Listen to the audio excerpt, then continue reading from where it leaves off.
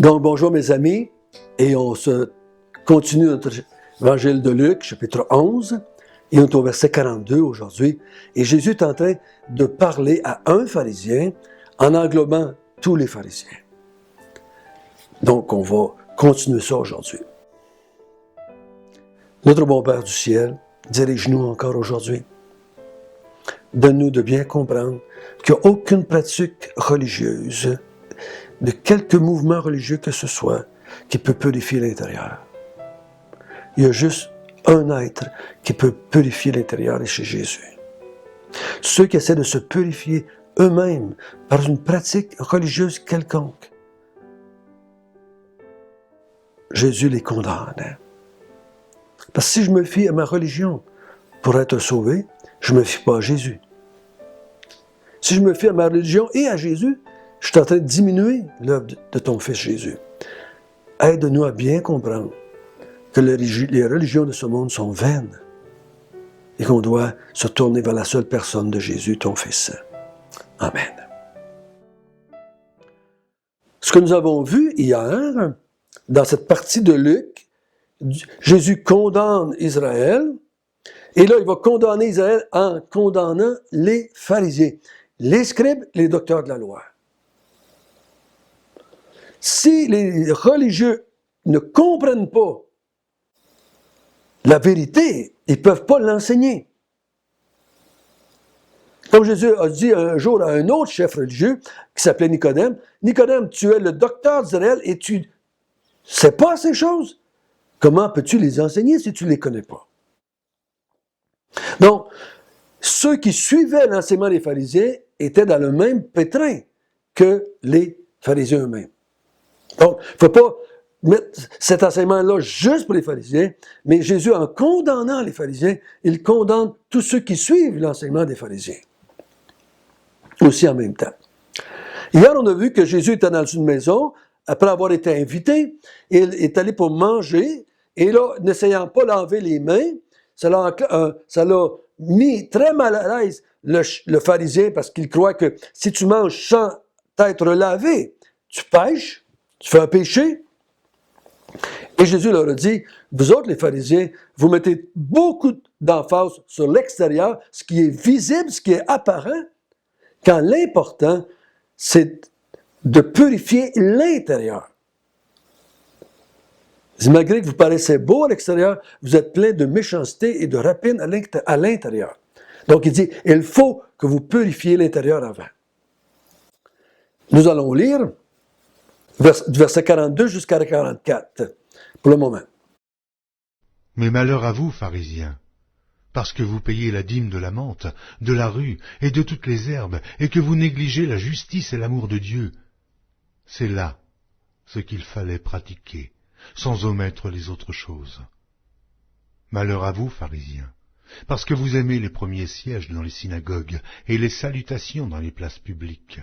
Malheur à vous, parce que vous êtes comme les sépulcres qui ne paraissent pas et sur lesquels on marche sans le savoir.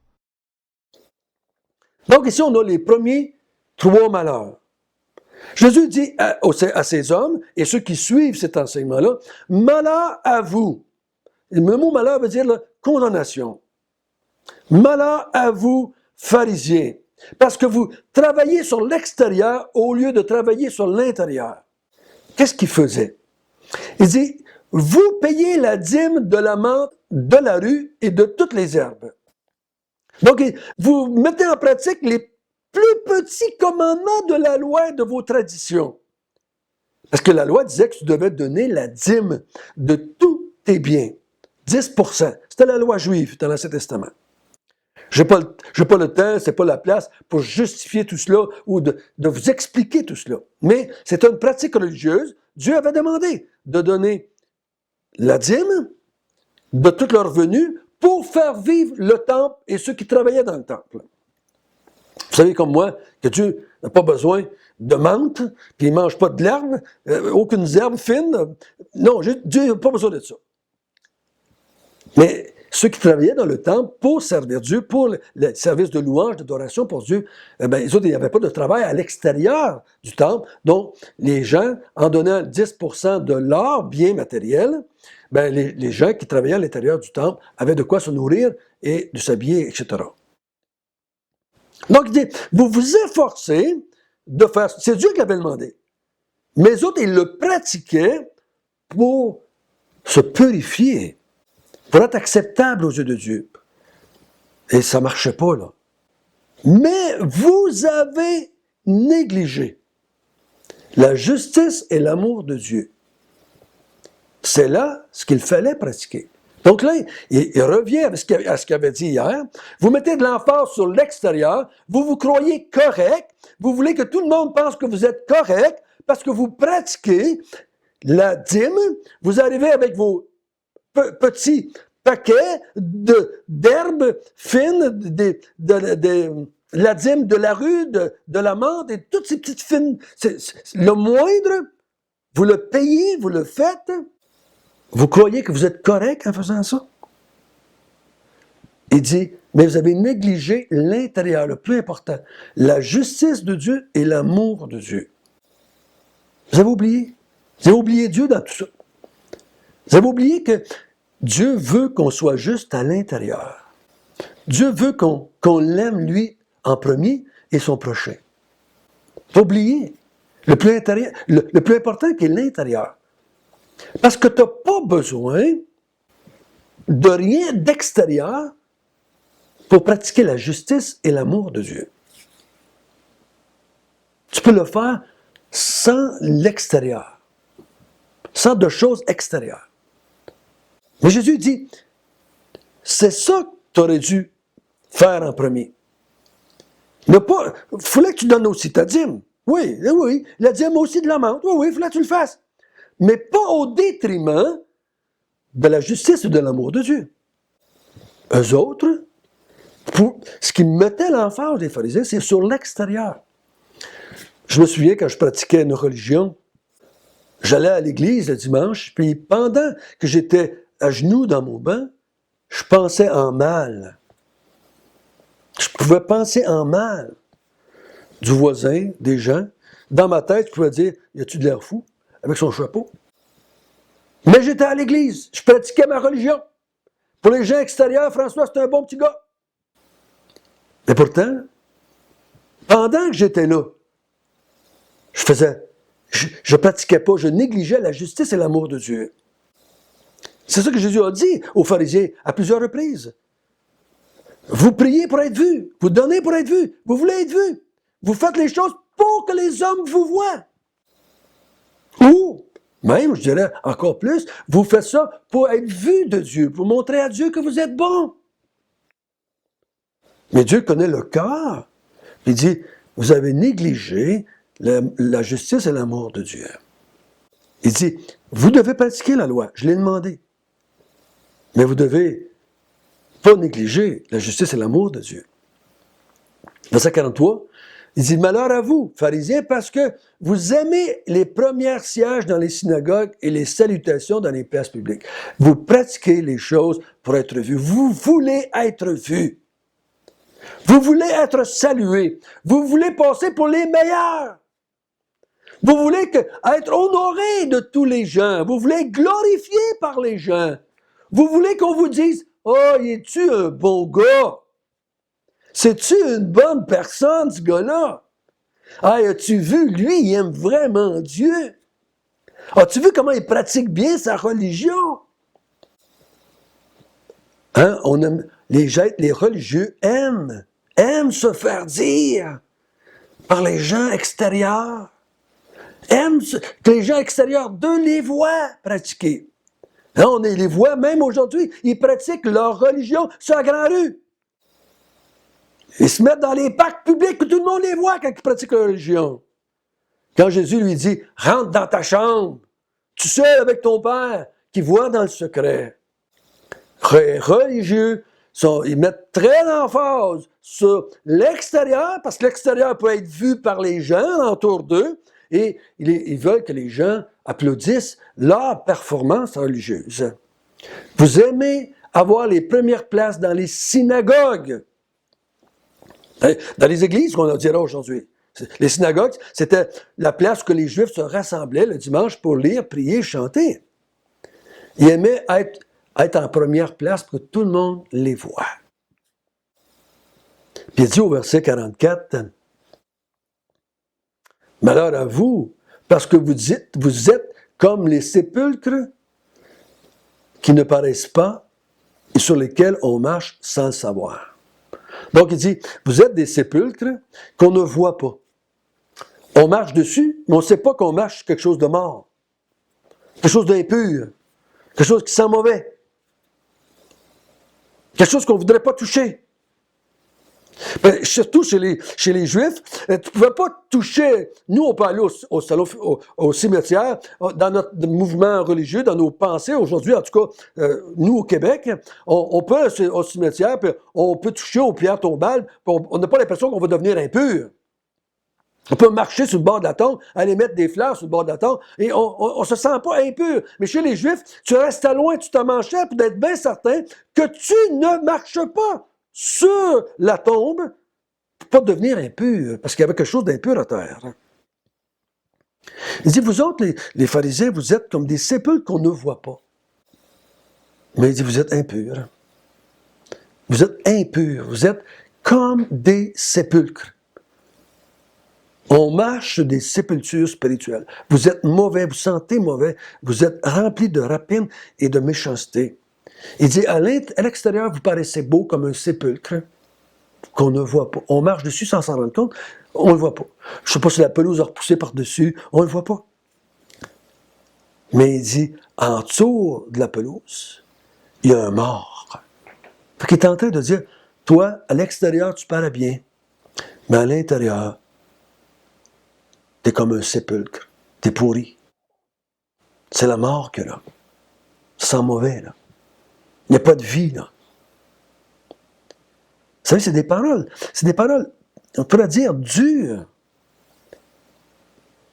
Je crois que Jésus a blessé des gens, pas d'une façon mauvaise, comprenez-moi bien. Mais Jésus devait leur faire comprendre la réalité, comme le médecin doit me dire, François, tu as un cancer, si je veux qu'il me soigne. Il doit me convaincre que je suis malade avant de me convaincre de prendre le médicament.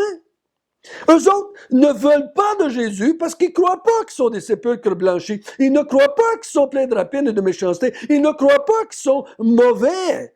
Donc, ils ne veulent pas de Jésus comme sauveur. Oh, il y a tellement de religions dans le monde aujourd'hui qui rejettent Jésus, qui ne se confient pas en Jésus. Ils n'en ont pas besoin de Jésus.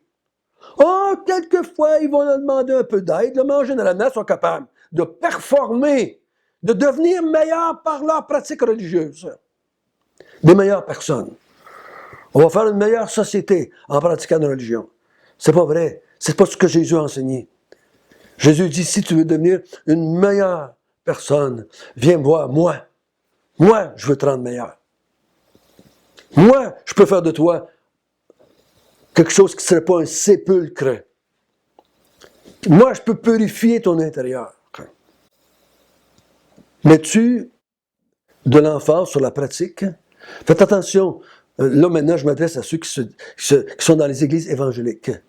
Dans ton église ou dans ta vie personnelle, est-ce que tu mets beaucoup d'emphase sur la pratique? Ou est-ce qu'on te parle toujours de la pratique? Tu sais comme moi que tu peux être à l'église en train de chanter et envoyer des pensées tout à travers. Soit tu sais que tu peux être à l'église assis en train d'écouter le sermon et penser à n'importe quoi d'autre. Est-ce qu'on te dit dans l'église que si tu fais ça, tu vas être une meilleure personne, si tu fais ça, tu vas être une meilleure personne? On est en train de te dire que tu peux t'améliorer, te purifier, être un meilleur chrétien en la mise en pratique de quelque chose? Est-ce qu'on te dit que si tu pratiques quelque chose, tu vas devenir une meilleure personne? C'est du pharisianisme. Fais attention. Il y a des religions évangéliques. Il faut faire attention à ça. Tu ne peux pas te purifier par une pratique religieuse évangélique. Tu peux aller à l'église toute ta vie. Tu peux lire ta Bible tous les jours de ta vie, puis tu peux prier des heures, et tu peux donner des aumônes, et tu peux évangéliser. Ça te purifiera jamais. Tu ne peux pas améliorer ce que Jésus a fait dans ta vie. Jésus t'a purifié. Jésus m'a purifié totalement, parfaitement, éternellement. Je lis ma Bible pour comprendre qu'il m'a purifié, afin de mieux comprendre l'amplitude de sa purification qu'il m'a accordée dans son amour et dans sa grâce. Et ainsi, je le loue et je l'adore pour cette purification-là qu'il m'a accordée. Je n'ai pas besoin de demander à Jésus de me purifier. Il m'a déjà purifié. Je prie, non pas pour être purifié en tant que croyant. Je prie parce qu'il m'a purifié. Je prie pour sa gloire. On a vu ensemble au début du chapitre 11. Je prie pour que son nom soit sanctifié. Je prie pour que son règne vienne. Je prie pour que lui soit élevé dans le monde dans lequel nous sommes. J'étais longtemps dans une église où on mettait tellement d'emphase. J'étais un des enseignants. Je mettais tellement d'emphase sur l'extérieur. Tu touches pas ça, tu manges pas ça, tu regardes pas ça, tu vois pas là, tu fais ceci, tu fais cela. On mettait de l'emphase sur l'extérieur. On évaluait les croyants à partir de leur performance extérieure. Si tu viens à l'église, si tu lisais ta Bible, si tu faisais ci, tu es un bon chrétien. Si tu es devenu une bonne personne, c'est parce que Jésus t'a purifié. Tu ne peux pas améliorer ce qu'il a fait. Mais tu peux découvrir ce qu'il a fait. Et tu vas passer l'éternité à découvrir la grandeur du salut qui t'a accordé gratuitement en Jésus. Et plus tu découvres ça, plus tu fais la chose qu'il voulait que tu fasses. Tu l'adores et que tu le loues. C'est ça qu'il veut que tu fasses. Tu l'adores et que tu le loues. Il ne veut pas que tu performes. Donc le Seigneur puisse nous aider à ne pas jamais compter sur nos performances religieuses ou religieuses évangéliques pour se purifier. On ne peut pas. Le dedans peut être purifié seulement par un miracle de la personne de Jésus. Jésus fait un miracle. Il me purifie, il me fait naître de nouveau, une fois pour toutes. Notre bon Père du ciel, merci que nous ne sommes plus des sépulcres qui paraissent beaux à l'extérieur. Mais on est beau à l'intérieur parce que tu nous as purifiés. Merci Seigneur Dieu que, à cause de l'œuvre que tu as faite en nous, nous mettons plus d'importance sur l'intérieur et non pas sur l'extérieur. Oh Seigneur, donne-nous de bien comprendre ça en tant que tes enfants. Nous sommes là pour glorifier, louer l'œuvre que tu as faite en nous, de nous purifier. Au nom de Jésus, Amen.